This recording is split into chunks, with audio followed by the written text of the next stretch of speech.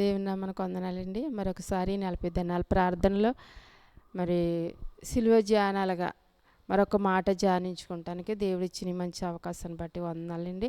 అలాగే అపోస్తలుడైన పౌలు గారు కొరింథీయులకు రాసిన మరి పత్రికలో నుంచి ఒక మాట మనం చదువుకుందాము. మొదటి అధ్యాయం 18వ వచనంలో మనం చూసినట్టయితే, సిలువను గూర్చిన వార్త నశించుచున్న వారికి వెర్రితనము కానీ రక్షించబడుచున్న మనకు దేవుని శక్తి అని ఆయన మాట్లాడుతూ ఉన్నాడు. సిలువను గూర్చిన వార్త నశించుచున్న వారికి వెర్రితనముగా ఉన్నదే, మనకైతే అదే దేవుని శక్తి అని కొరింథీలో ఉన్న సంఘానికే అపోస్తలుడైన పౌలు గారు దేవుని శక్తి ఎక్కడి నుంచి వస్తూ ఉన్నదే, దేనివల్ల మనం పొందుకోగలుగుతాము అని ఆయన మాట్లాడుతూ ఉన్నారు.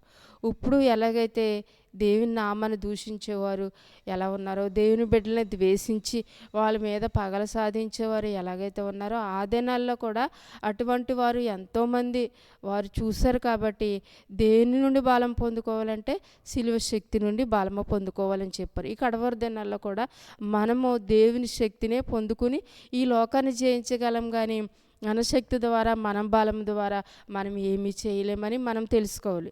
అయితే మనం చూసినట్లయితే ఎఫెసీయులకు రాసిన పత్రిక 5వ అధ్యాయంలో మనం 6వ అధ్యాయం అలాగే మరి 10వ వచనంలో మనం చూసినట్టయితే ఒక మాట ఉన్నది. ఏంటంటే 10వ వచనం కానించి ఆయన అంటున్నాడు, తుదమట్టుకు ప్రభు యొక్క మహాశక్తిని బట్టి ఆయన యందు బలవంతులై యుండుడి, మీరు అపవాది తంత్రములను ఎదిరించుటకు శక్తిమంతులగినట్లుగా దేవుడిచ్చి సర్వాంగ కవచమును ధరించుకొనుడి ఆయన మాట్లాడుతూ ఉన్నాడు. ఇక్కడ మాట్లాడే శక్తి దేనికోసం పొందుకోవాలి మనం అంటే తుదమట్టు వరకు ప్రభు యొక్క సన్నిధిలో మన తుదమట్టు వరకు ఆయన మహాశక్తిని పొందుకునేవారిగా ఉండాలి అని చెప్తా ఉన్నాడు. ఆయన యందు మీరు ఎలా ఉండాలంటే బలవంతులుగా ఉండాలి. ఎలా ఉండాలంటే బలవంతులుగా ఉండాలి. దేని బట్టి అంటే సిలువను బట్టి, ఆయన ఇచ్చే శక్తిని బట్టి బలవంతులుగా ఉండాలని చెప్తా ఉన్నాడు. మరొక మాట ఆయన మాట్లాడుతున్నది ఏంటంటే, మీరు అపవాది తంత్రములను ఎదిరించుటకు శక్తిమంతులగినట్లు దేవుడిచ్చి సర్వాంగ కవచమును ధరించుకొనండి. బలం ఎందుకు? శరీర బలం ఉంటే ఏదో దానికి ఉపయోగపడుతుంది. కానీ దేవుడిచ్చే బలం ఎందుకంటే ఆయన చెప్తా ఉన్నాడు,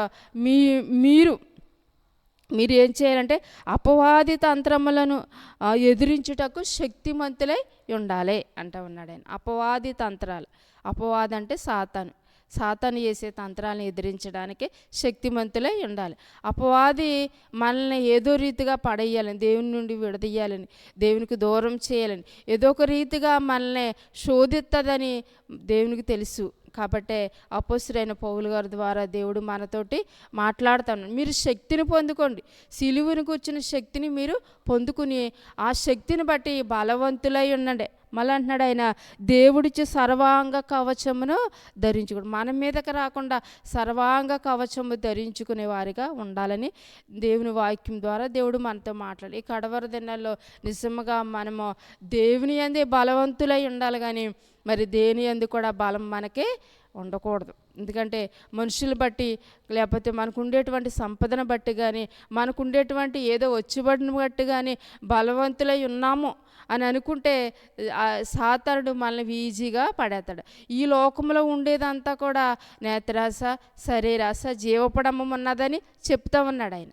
మరి సంఘాల కోసం చెప్పేటప్పుడు ఆయన మాట్లాడాడు కదా, ఎఫెసీలో ఉన్న సంఘంలోతో ఏం మాట్లాడాడు ఆయన అంటే, ఈ లోకంలో నువ్వు చాలా వచ్చుబడిగా నీకు ఉన్నదేమో, నువ్వు చాలా అభివృద్ధి చెందినవాడుగా ఉన్నావేమో, కానీ నువ్వు ఎలాగున్నావనంటే నీవు నా యొక్క దృష్టిలో మంచివాడుగా లేవు. అంటే లోకమును జయించలేని సంఘంగా ఆ సంఘం ఉన్నదని దేవుని వాక్యం చెప్తా ఉన్నది.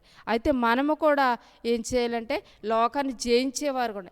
ఈ జయము ఎక్కడి నుంచి వస్తుందంటే సిలువ నుండే వస్తూ ఉన్నది అని చెప్తా ఉన్నాడు. కింద వరుసలో మనం చూసినట్టయితే మనం ఎవరితో పోరాడాలి అని చెప్తా ఉన్నాడు. ఏమనంటే, ఏలైనగా మనము వారి పోరాడినది శరీరాలతో కాదు కానీ ప్రధానులతోనూ అధికారులతోనూ ప్రస్తుత అంధకార సంబంధులకు లోకనాథులతోనూ ఆకాశ మండలం నందున్న దురాత్మల సమూహములతోనూ మీరు పోరాడాలి. ఎన్ని పోరాటాలు ఉన్నాయండి ఈ లోకంలో? పోరాటాలు ఉన్నాయి, సాతాను పోరాటాలు ఉన్నాయి, ఇవన్నీ ఉన్నాయి.